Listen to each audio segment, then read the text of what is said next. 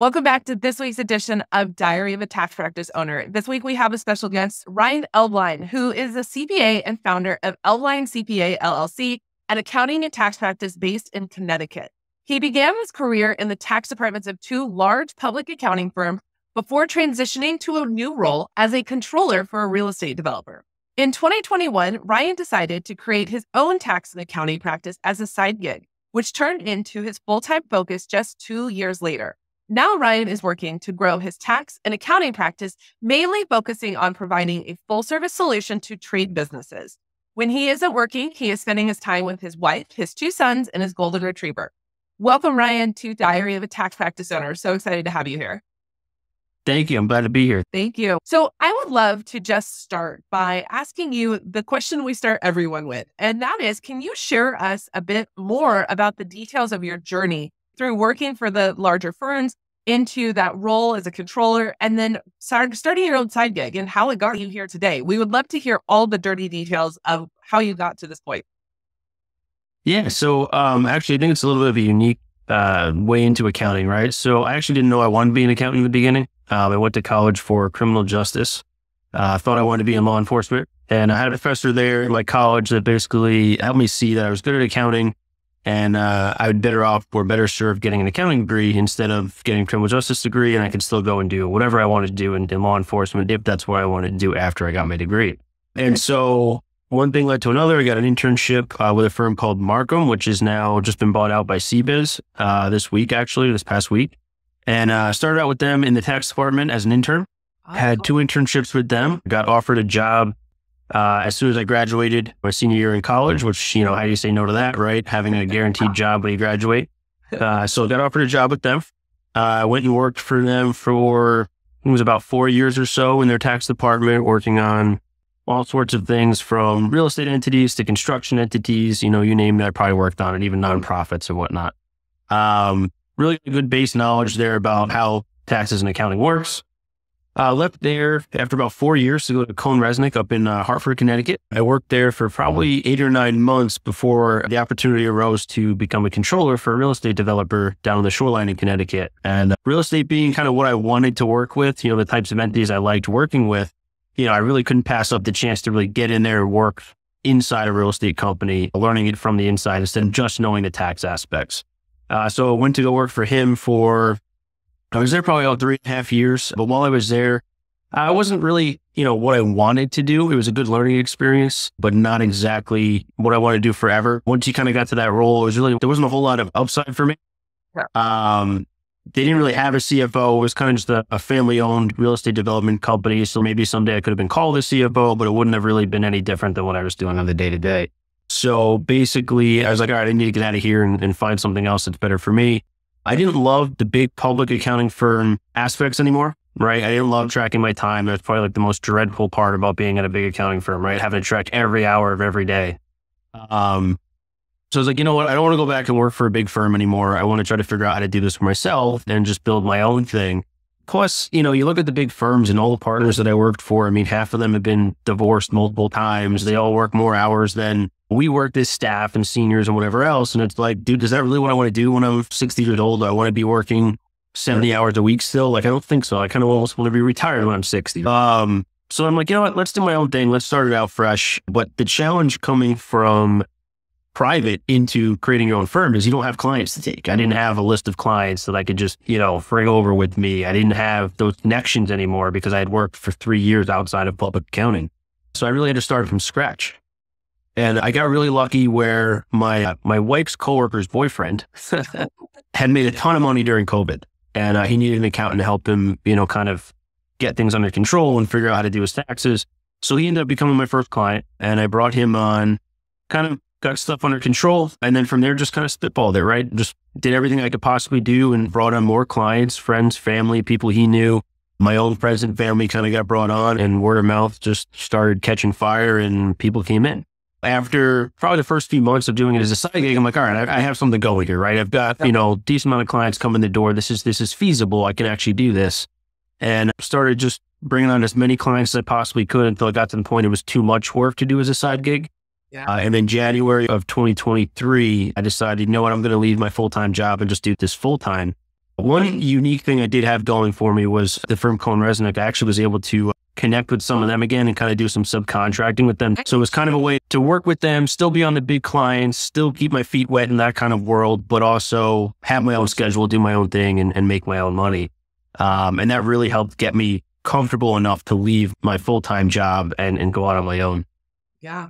Wow. That is quite the journey. So I would love to hear more about the mindset that it took you to take the leap. What was it about that time where you were like, okay, I can see the potential here? What was it that was like the trigger where you're like, okay, I know I can safely and confidently do this? Because I think there's a lot of people who, it's usually a forced on them decision to go full time, right? Like whether they lose a job or they have to move and they're like, okay, this is my only option. And then they leap into it. But you had a really great job and were starting to build the client list and having the volume that you needed to do it financially. But what was the thing that like you switched in you and you were like, okay, I'm safe. I can do this. Yeah. So I'd be lying if I said it wasn't a big risk, right? I had my first son February of 2022. So he was about just under a year old when I decided to go full time. It was a big decision. I was making good money as a controller of a real estate developer. And I was really going from guaranteed money to almost nothing, right? I mean, I still had some clients. It had been going on for a couple of years. So I had some clients, some money coming in, but it was definitely a big risk. For me, it just came down to really having to believe in myself to actually go out there and do what needed to be done, right? At this point, I'd already been so busy working crazy hours because I was doing my full-time job and then also working at night to get these clients done. So I knew that if I cleared up my table of work for that full-time job and didn't have to do the 40 hours a week plus work for him anymore, I knew I had that time to go out there and really network with people and find those clients that I needed to make it, viable for me. Yeah. It definitely helped me having a little bit of that backstop of the subcontractor work too, because while it wasn't guaranteed, big firms have trouble getting people these days. We all know there's a pipeline struggle, right? So they can't bring people in the door to work for them. So I had the ability to just say, hey, I need this many hours, give me work. And they had it available to me. I was very lucky in that regard, but it's a little bit of a different thinking, right? Instead of just having to grow everything from scratch and get my own clients, I found another way to sort of bring in the money so that I could slowly wean that down as I bring in more clients. I love that. I love that you looked at it through that lens too, that it wasn't, nothing is forever, right? Like when we have to make decisions to piecemeal it together for a period of time, it is just that. It's just a period of time. And if it's the long result or the long vision that we have is able to come to fruition because we make those sacrifices or short-term decisions, then that is the way to do it. And there's a lot of people that piecemeal it together for a while too. I'm curious, when it came to having that conversation with your past employer and saying, hey, I'm available for contractor, I think there's some people out there that are like, oh my gosh, maybe that's an option I never thought of. And it can help me in this, the first year or two in getting to being able to support myself with a full roster of clients and also the confidence to support a full roster of clients. That's a pretty big risk too. But how did you have that conversation and broach that with the owners of that firm? So maybe others can take away from that. Yeah. So it was actually interesting how it happened. It wasn't planned by any means. I think how it happened, I actually made a post on social media about something, talking about a different firm I had worked for. And one of the partners reached out to me and was like, oh, I hope you weren't talking about Cohen Resnick. I'm like, no, I wasn't. He was, hey, if you ever want to come out and work for us again, we're always looking for people and we'd love to have you back. And it kind of just opened up that conversation of like, well, listen, I have my own firm now. I don't really want to go work for another firm. If you guys need somebody to get some work done, I'm happy to work for you, but I can't necessarily do it as an employee because I want to do my own thing. I want to give this a shot. And we kind of just came up with the idea of like, hey, what if we do like a subcontractor arrangement? A lot of these firms are doing it with people in the Philippines and India and all that. They're already doing it, but maybe not so much in the US. And it was definitely a process trying to get to the point where my insurance company was comfortable with our agreement and work with their legal department and trying to put together an agreement. It took like 3 months to get an actual agreement together. But it was just that thing of just a random conversation, just kind of opened the door to, hey, maybe we can make this work. And I've been, doing some work with them since I think it was 2022 that I really started this subcontracting a little bit. So it's been 2 years plus of doing some work with them just to kind of get some income that's more steady than having to find my own clients. I love that. And I think, the things that I took away was, one, maybe don't be afraid to ask past employers where you left with on good terms. If you're somebody who is building a practice or are looking to build a practice, go back and ask. Like you never know. There's such demand for skilled workers right now to help with the load that it's very likely that you will get. The other thing is know that there are some legal ramifications around that as being a subcontractor. And it sounds like talking with your insurance company is a good starting point so you can understand like what you need to have in place to cover yourself and be able to work for someone else. But also, being flexible in the process of coming on board with someone. So do you have any other tips that you would share with anyone as far as like that part of the process goes, just so that they could kind of lay it out in their head of how they can have that conversation? Yeah, I mean, don't be afraid to have the conversation. Just reach out. We all know these firms are having trouble bringing new people in the door, and they all promise their clients, hey, this will get done. And right now they're just working their people to the bone, right? So if you present them with an opportunity of, hey, I can take some pressure off of the people you currently have working for you by working 10 hours a week, here's the rate that I want to get. And you kind of negotiate it from there. They'll tell you what they're willing to pay. And then the big thing is really talk with your insurance company, right? If you're going to start your own firm, you got to have, E&O insurance. So talk with your insurance company. Mine was great. I sent them the contract that the firm sent over to me, and they kind of reviewed it and said, hey, here's what we think. These things we don't really like. I think initially they wanted me to have like $1 million of cybersecurity insurance and that kind of stuff. And it's like, listen, I'm a small business here. I don't have a need for $1 million of insurance. Yeah. And even my insurance company was like, listen, we can get that for you, but it's going to be super expensive. So it's negotiating back and forth. Like, hey, I'm willing to do this for you, but here's the things I need. I had to give up some things. They had to give up some things. And we just kind of made a deal work that we were both happy with. They're getting the work done they need. I'm getting a little bit of money that I need, and we're all happy. Well, Ryan, so when you're building your business, I know actually, because you, like us, are a TaxDome certified consultant. So you are using technology. And I would love to get your take on why using technology is important in your practice and what that has done for you as you're growing your practice. Because I also, while we're talking about this, maybe you can talk about who's on your team. Is it just you? Do you have an assistant? Do you have part-time tech, like seasonal help? Can you kind of just explain to us kind of where you've taken the practice of your business so that you can still be a present dad, a present husband, get out and do hikes and play with your family and your dog and make sure that you're enjoying life while also building a thriving business? I would love to hear more about that. Yeah, so it's just me right now. My wife helped out a lot. She's a nurse, not an accountant, but during maternity leave with my first son, anytime he was napping, she would help me with doing engagement letters or any kind of work I needed here and there. She'd kind of help out with. I've even taught her how to use QuickBooks a little bit. So now she's helping me, anytime she's got some free time, she'll help me out do some stuff, but it's mainly just me.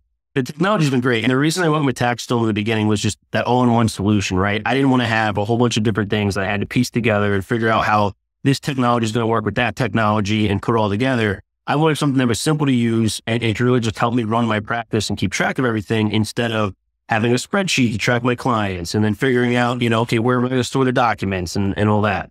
What it really helped me with is designing my own processes, because starting out fresh, I didn't have a process, right? I was just get the stuff, do the work and send it to the client. There was no real, how do I actually make this a process? So by being able to use the pipelines within TaxDome, I was able to figure out, okay, here's where I want to start my process. I need to get an organizer. I need to get the documents. I need to do a return. I need to review it myself, and sort of created my own process now that I can follow with every single client. It helps streamline what I'm doing and also just help me collect everything in one spot, which was really nice. And since then, it's really taught me that technology is super important in the businesses that we create. Mm-hmm. One of the things that it gave me was a phone app, right? How many accountants can say they have a phone app?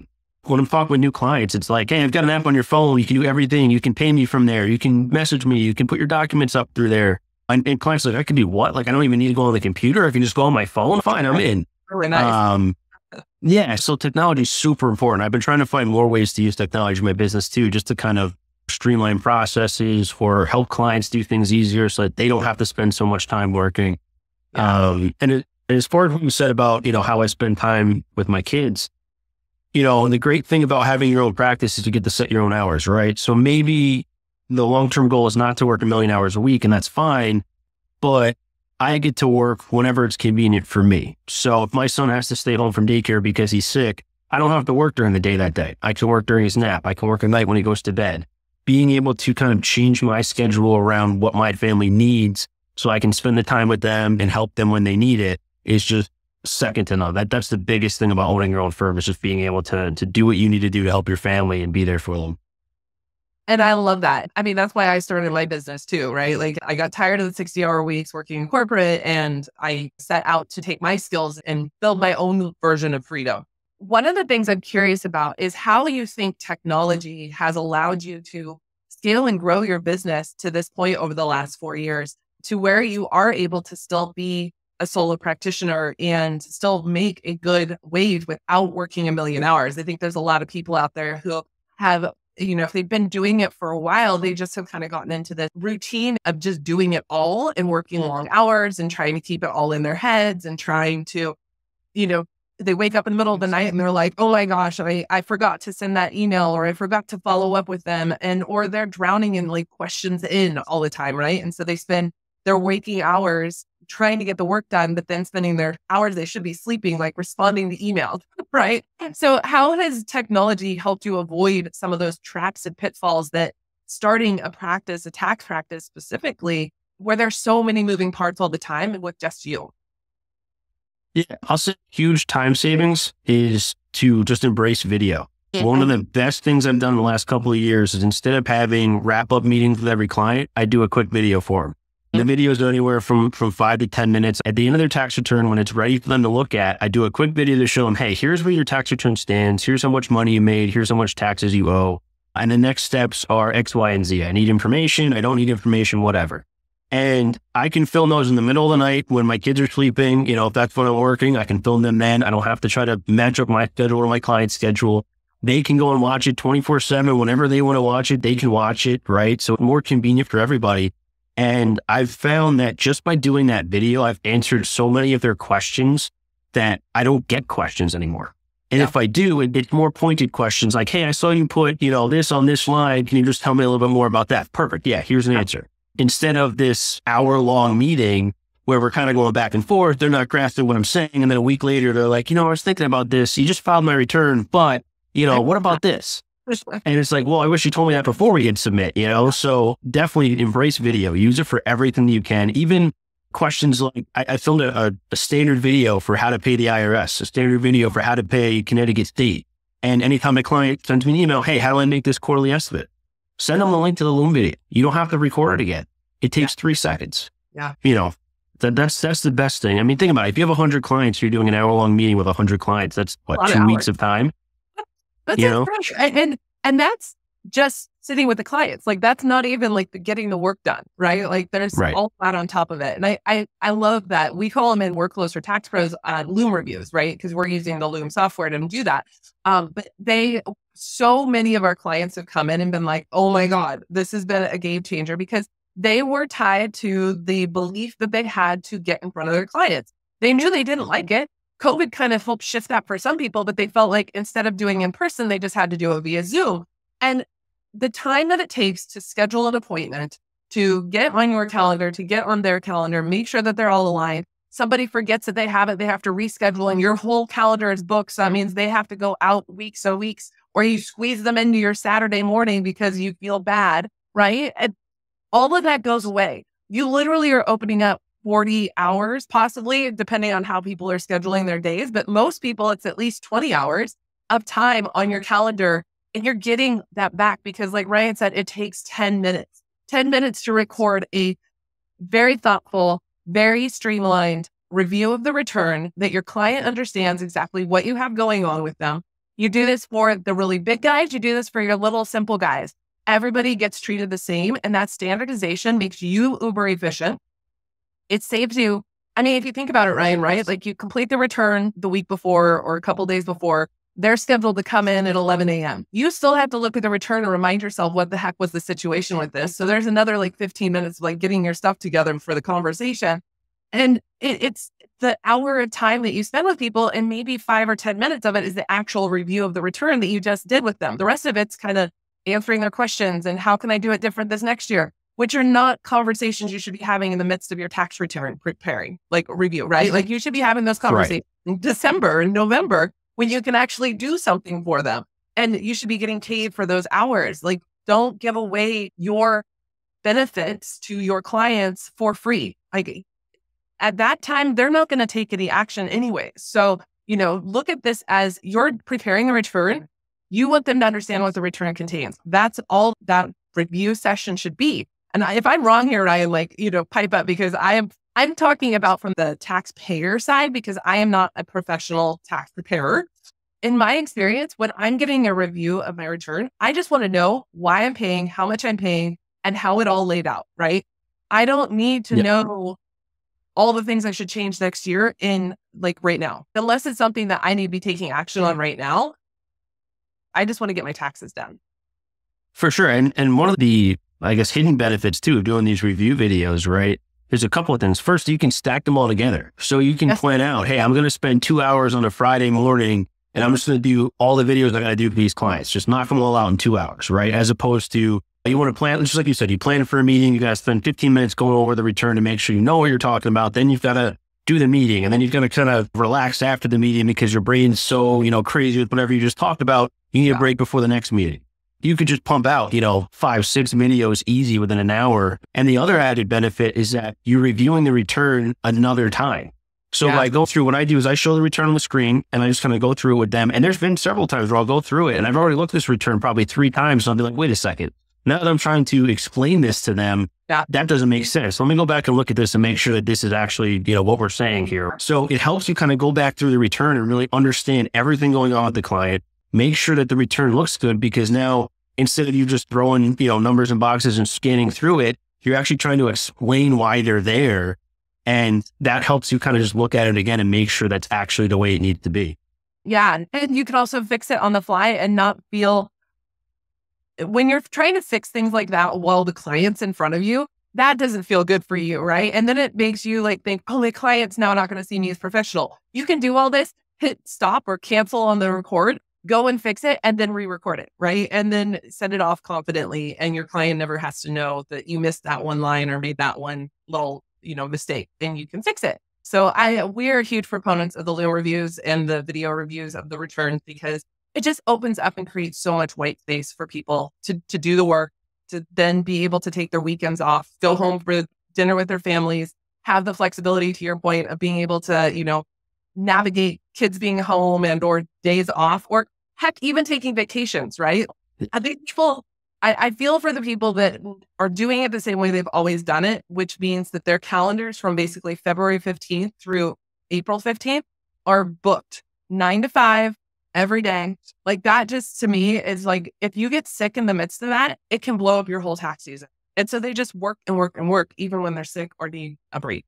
And that's just a hard life to do year after year after year. So I think, Ryan, what I want to just wrap up with today is, I would love if you've given some great value bombs here today, but I would love if you have any other tips for the person who is maybe in corporate right now or working for another firm, who's built the side gig where they're helping a few people and they see the potential, but they're just not sure how to leap off that ledge. What would you say to them today that would help them take that leap?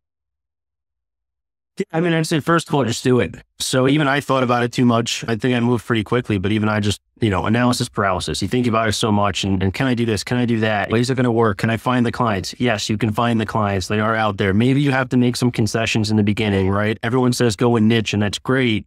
But maybe in the beginning, you've got to make concessions to just take on whatever you can get to make the numbers work. But, find a way to do what you want to do, whether that's finding a firm to subcontract for, whether that's going to work for TurboTax, maybe, if that's how it works, right? Just to get on your own and start doing things on your own, making your own schedule. Maybe you go work for them.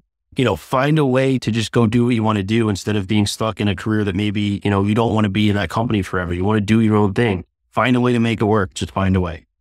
I love that. Remember, you have the skills that are valuable and people will pay for them. And if you can provide a great client experience and use those skills and be willing to figure it out, you will succeed. There's no doubt about it. Well, Ryan, I really appreciate it. I would love you to share how people can connect with you, follow along on your journey as you continue to build your business. We didn't get a chance to talk about what's next for Ryan. So I don't know if you want to give a 30-second, here's what my vision is for my business, and then people can come and join and follow along on your journey. Yeah, for sure. So people can find me on Twitter. I'm pretty active on there at RLBlind. I'm also active on LinkedIn too, Ryan Elbein on LinkedIn. But basically, what I'm looking to do is just grow my business for trade businesses. I'm trying to bring on more trade clients. I love the ones that I have right now. I'm trying to really help them in full service, whether it's accounting, taxes, kind of that outsourced controller, CFO type work. I love doing that stuff for them. They're great working with their hands, but they maybe not the best at working with the books, right? So they need our help. And that's really what I'm trying to do. So feel free to follow along. Awesome. Well, Ryan, thank you so much for your time today. We're really excited about what your next chapter entails. And yeah, thanks for sharing all the goods. Appreciate it. Thank you for having me. We'll see you next time.